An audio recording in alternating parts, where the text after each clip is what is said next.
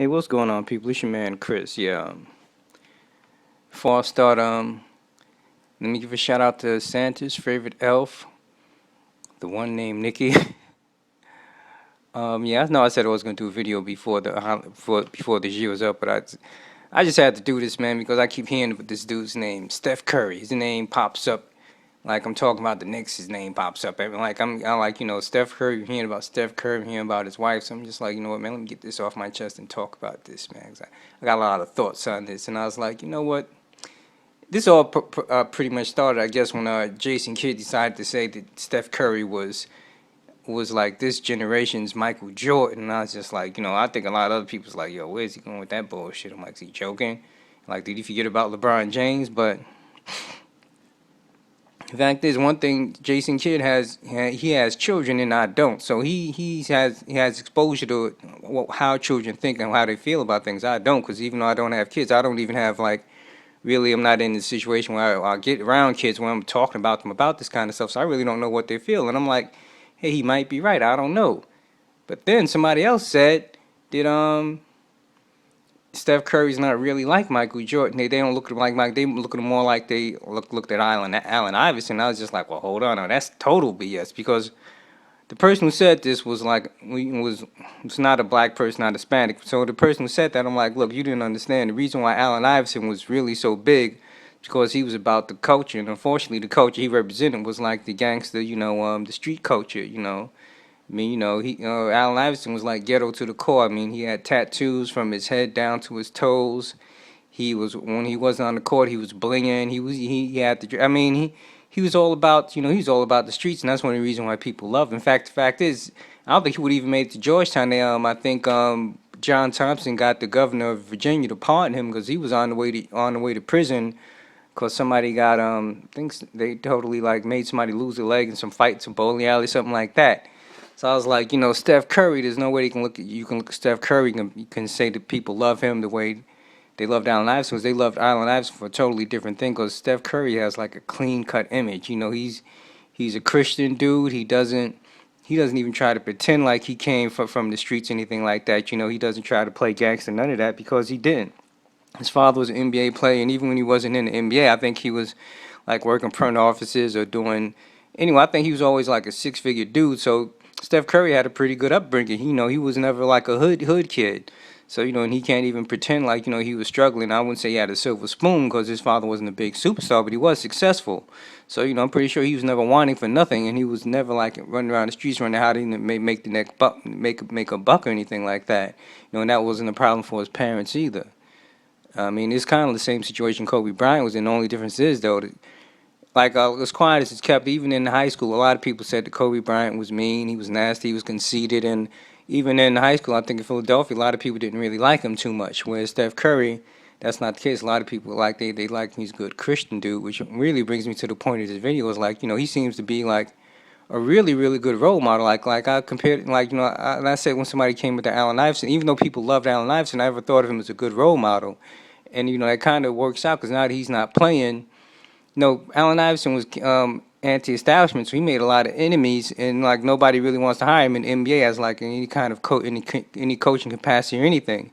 If it wasn't for somebody putting 25 million away in the trust fund, from his sneaker contracts, he'd probably be totally broke right now. But I don't even know if he's able to touch that money yet. But if they hadn't like froze that money, he probably would have spent all that money too. So the example that he set was not a good one, in my opinion. But and Steph Curry isn't like that at all. So to me, like I remember last year when he had when they were going through the championship thing, and it was funny when they were showing the news. They showed him doing the press conference after the thing. They showed something coming from behind the curtain. I was like, what in the hell is that? It was like then it was his daughter, and I was like, y'all was cracking up. That was funny, but some people I had hated on his daughter. They was like, yo, his daughter's a distraction. But I'm like, I thought his daughter's really cute. And I thought it was kind of good to have, a black man, having his daughter like at the press conferences and stuff like that. It's good daddy daughter type thing. I thought it was like a good positive thing. I mean, I know he might be mixed. Steph Curry might be mixed. His daughter, his wife might not be fully black and all of that stuff. But I'm like, I see him as a black man. I mean, I know his father's black, so I see him as I kind of see it as a good thing. And now his wife is making the news. Actually somebody even retweeted something that his wife is shooting. That's how popular she is now because she did that. What did she say? The classy versus trendy, which actually kind of shows she's kind of classy because she used trendy instead of trashy. If she just said trashy, a lot of people, I could understand people getting offended, but she said classy versus trendy, which I was like, okay, nah, I can see that. They should, I said now his wife is getting shine, no, he's getting shine. His daughter's already getting shine. I'm just like, well, hey, if I was a marketer, I'd be like, yo, hold up, man. Well, we should, like if I was if I was at Macy's, I'd be like, yo, let's get them in a commercial. Let's just have the little girl Riley running through Macy's and have them chase behind. Don't even have them have a speaking part. Cause I think a lot of people be like, yo, who isn't that Steph Curry and his family? Yeah, they be like, yeah. I think that. I mean, it seems like they're like really good role models, even though they're kind of like counter to what.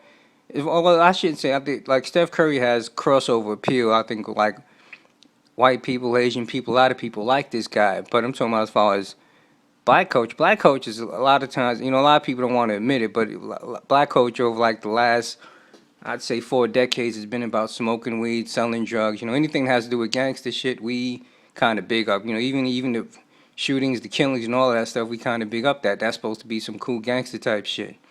And that's counter to our culture. So I think they're positive role models. They're almost like, I guess you could say, almost like a real life version of the Cosbys. The Cosby was just a TV family. That was a TV family. I'm talking about this is real life that people can look up to. I mean, he seems like he's a good father. I mean, last year they showed him with his daughter. You see a lot of dudes, athletes with their daughters, but a lot of times their mothers are like, they're in the background, invisible somewhere. Because a lot of times they're not really with the mother. The mother was just some girl they knocked off and had a baby with. But in this case, not only did he have a baby, but he's married. As far as I know, they were married when the baby was conceived. And, that's the proper way you go through it. You get married, you have the baby, and and I think they had a baby earlier this year. So I think he has 2 daughters now. But like to me, they were like they like pretty much classified as good role models. So I'm just like, well, if this stuff about people looking at him and Steph Curry as like looking the same way they looked at Michael Jordan, and I'm like, that's probably a cool thing. And like I don't accept the Allen Iverson comparison at all. But if he's really is this generation's, that the kids are looking at him like he's the same way they looked at Michael Jordan, then I think that's a really good thing. And the marketers out there, if I ask me, they should they try to take advantage of it. I mean, hey, look at Drake. Drake's trying to take advantage of Drake. In fact, Drake is like a bandwagon rider, man. Every time somebody is getting a little bit of shine, next thing you know, Drake jumps on the bandwagon. He's right there in the background. They showed him hanging out with the family, but I'm like, he's hanging out stag. I'm like, yo, he's like the third wheel. I'm like, he needs to get somebody.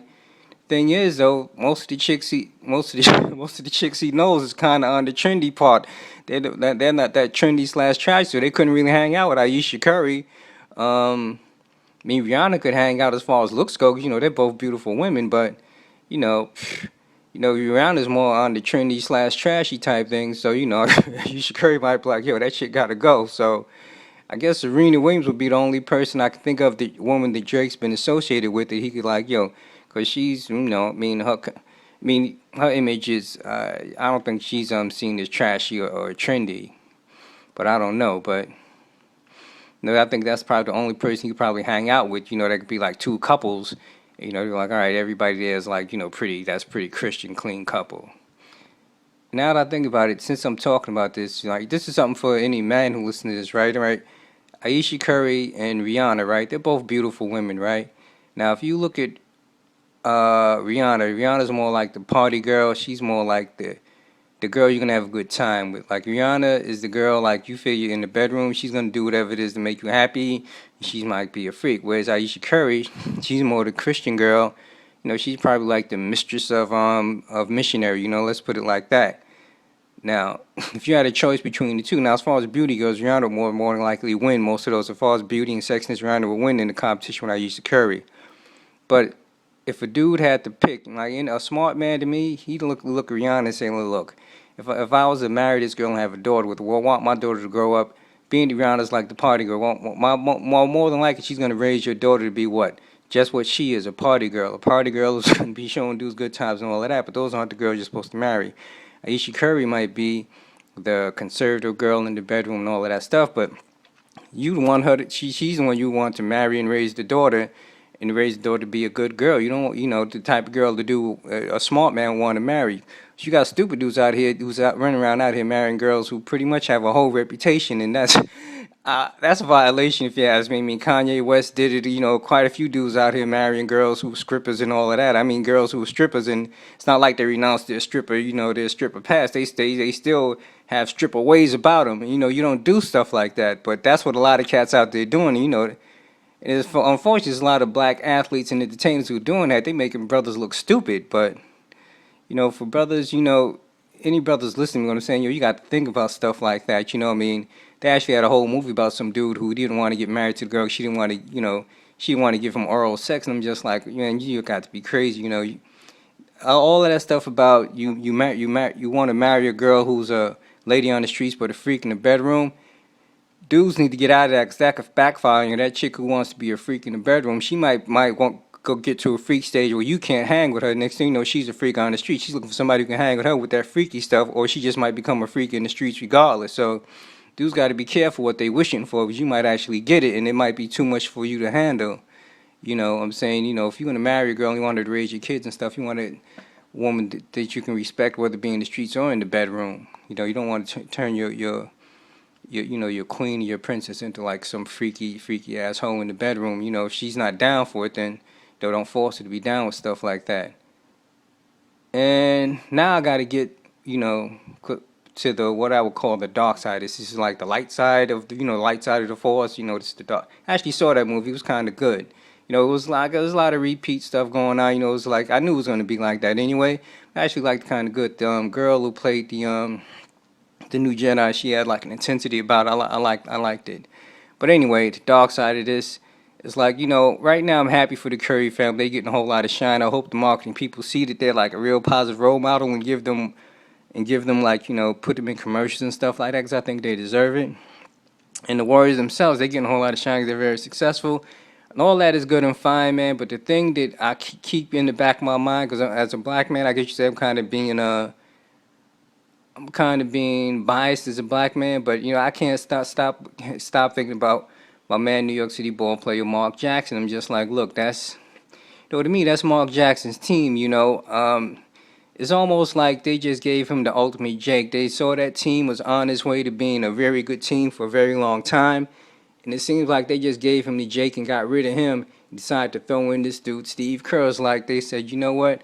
With all this great stuff that's going on, they didn't want a black man to be leading the charge. They like, let's get us a white man, but in there and let him be like the one that, I know they couldn't predict that they would win the championship, but it just seems so unfair. I'm just like, damn, they gave homeboy to Jake, and one time they said he didn't get along with people, another time they said he was trying to push his Christian values on the players. They didn't like that, and it just seems like a whole lot of BS to me. But like I said, I'm biased because Mark Jackson's from New York City and all of that stuff. I like root for New York City ball players, but it just seems like so messed up. So I don't know. That's really the dark side of this conversation. It seems like with all the success the Warriors are having, it seems like Mark Jackson should be a part of it, and he's not. It seems really unfair. But there's nothing you can really do about that. Now they're not gonna bring him back, and Steve Kerr is gonna win. Now Steve Kerr, make no mistake, I think Steve Kerr is actually a good guy, but he was even off the position here with the Knicks. He has zero coaching. He's been in the NBA and he was like he became executive. I think he was general manager of the Bulls or something like that. But he had zero coaching experience. So, everybody's running to give this guy a job. And I'm just like, he has no coaching experience. But they pretty much handed, they put an NBA championship team right in his lap. They just pretty much gave it to him, And, he'll get coach of the year awards and stuff like that. But, it's like not like he really had to do anything. The team was already... Because Mark Jackson wasn't just an X's and O's coach. He actually, even Klay Thompson will tell you, Mark Jackson made him into a better player. He was a coach who actually made players. Because a lot of those NBA coaches, they'll just take the team, try to do some X's and O's. They don't actually make plays. But, you can put dudes in the weight room, make them be able to jump, run faster, jump higher. But, actually making them into a better player, improving their skills. A lot of those NBA coaches don't do that. Mark Jackson, one of those coaches, actually did that. But anyway, that's my rant, talking about that. And that's my dark side rant, I've already said what I had to say about the light side, I think, the Curry family, I got to give them props, man. You know, if the people love them the way they love them, I think they should use them in more marketing stuff. And, you know, if they're going to be positive role models for people, you know, that's a good thing for us. I mean, there's nothing gangster about the Curry clan, so I think that's like a really good thing. You know, really, really good thing. If little black boys and girls like really look up to them, then that's a good thing. And you know, Christmas is in a couple of days, so I want to wish everybody happy holidays. You know, if anyone hears my voice, you know, peace be unto you. Thanks for listening.